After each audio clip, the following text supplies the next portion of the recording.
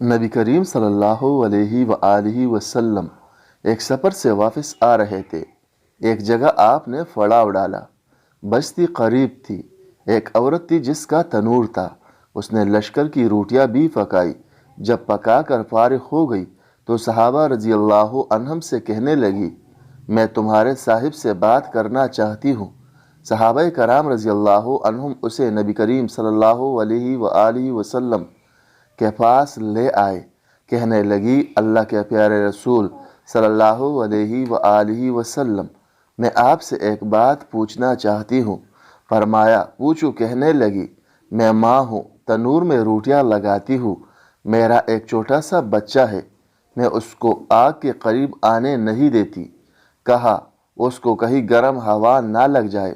خود آگ میں ڈبکیاں لگاتی ہوں روٹی لگانے اور نکالنے کے لیے، لیکن میں اپنے بچے کو گرم ہوا کا لگنا بھی پسند نہیں کرتی۔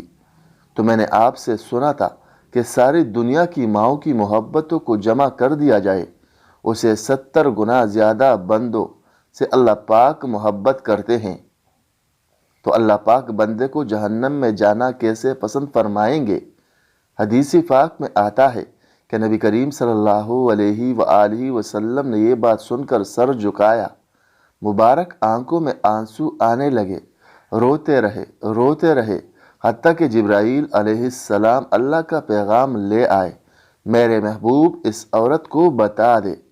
ترجمہ، اللہ نے ان پر ظلم نہیں کیا، انہوں نے اپنی جانوں پر خود ظلم کیا، اپنے پاؤں پر خود کلہاڑی ماری، کیونکہ اللہ تو چاہتے ہیں کہ یہ بچ جائے، لیکن بات یہ ہے کہ توبہ نہیں کرتے، توبہ کی طرف آتے ہی نہیں، بلکہ رب کی ماننے کی بجائے شیطان کی مانتے پھرتے ہیں اور توبہ کو ضائع کرتے ہیں، بھول جاتے ہیں، تو یہ تو اپنے عمل کی وجہ سے جہنم میں جائیں گے۔